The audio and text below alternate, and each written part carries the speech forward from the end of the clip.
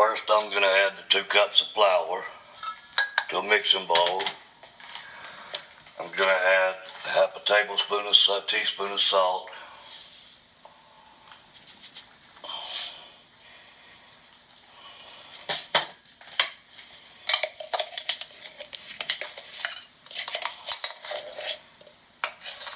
One tablespoon of baking powder, sprinkle on top.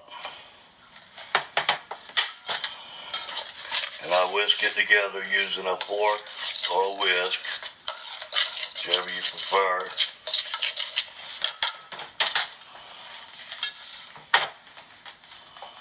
Then I take my butter,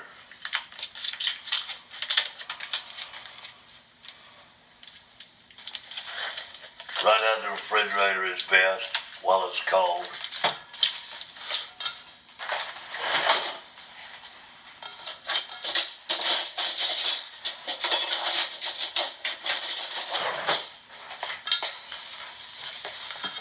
I cut it down the center just so my pieces will be smaller when I cut them into the bowl. And I cut the butter into the flour like this, into pieces.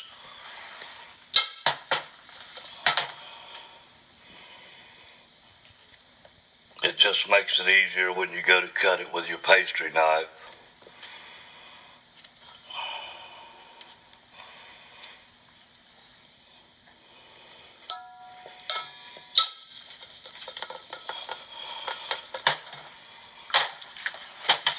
And using my pastry knife, I'm going to work these into the bowl, into the flour. This is the longest part of the process. It usually takes 2 to 3 to 5 minutes, depending on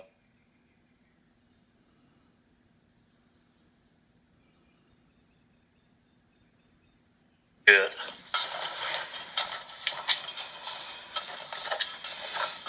And the better the mixture will get. Clean your knife occasionally.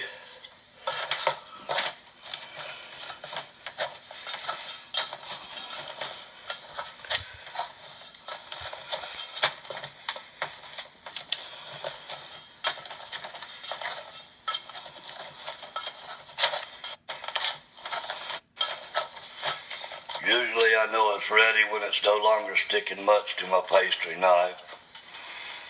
You can see my knife comes pretty clean, pretty easy. And the chunks are no longer large.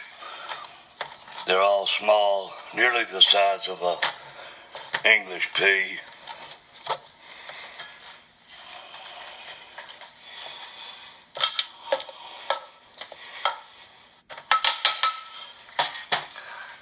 At this point, I'm going to stir in my milk.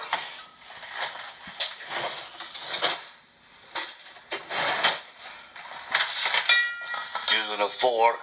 Buttermilk. Add a small amount of milk.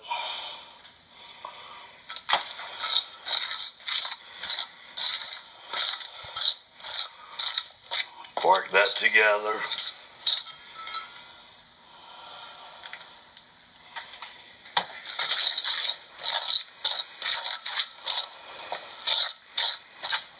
Work this together. Adding your milk a little at a time. I use buttermilk, and it takes 1 1/4 cups of buttermilk. If you use whole milk, it usually only takes about 1 cup of milk.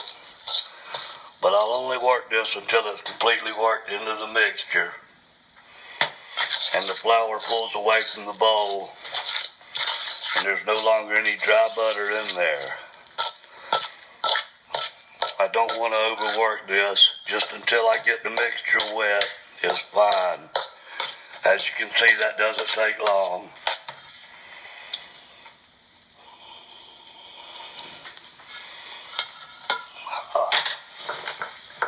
I sprinkle a little flour on the side of my bowl so that it doesn't stick when I throw it out onto the counter or cutting board, whichever you're using. And you need a pretty good base of flour there.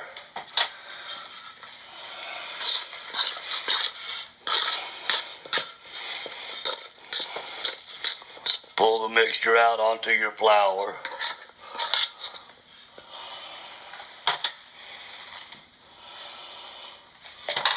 Using your floured hands, push up into a ball, a small ball kind of. Make sure you have plenty of flour around it.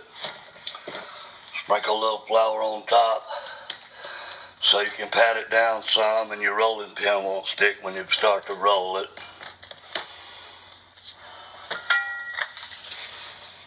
Using a floured rolling pin.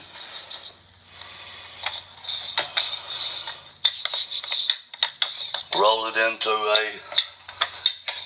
about 3/4 or 1 inch thick, depending on how many biscuits you're gonna make. My pan holds 7, but I usually end up with 8 biscuits, or 9 sometimes, just depending on how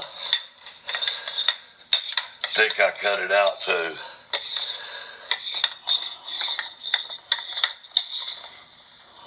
That's all it takes. Using your cookie cutter, get some flour on it.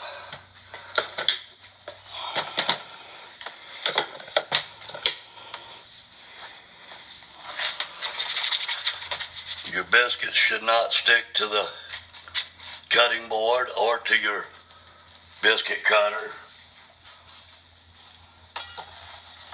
Starting in the center of the pan, I'll put the first biscuit.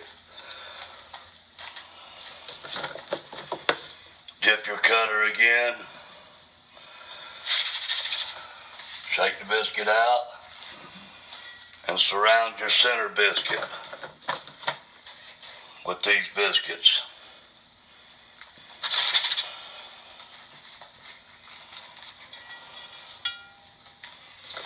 I dip my cutter each time and keep any unnecessary flour off of it so that it doesn't stick.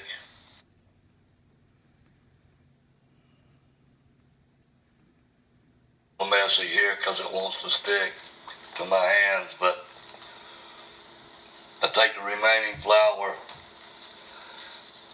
and press it into a ball in my floured hands.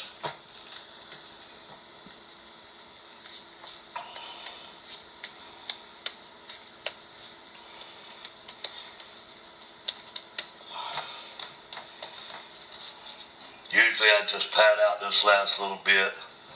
I don't try to roll it.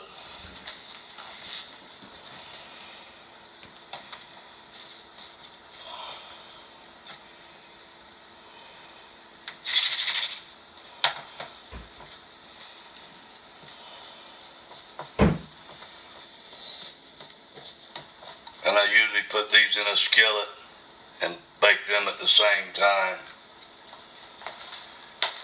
And then I bake in the oven at 450 degrees for 14 minutes. And the flour on the bottom is what keeps them from sticking to the pan. And I'll show you what they look like when they come out.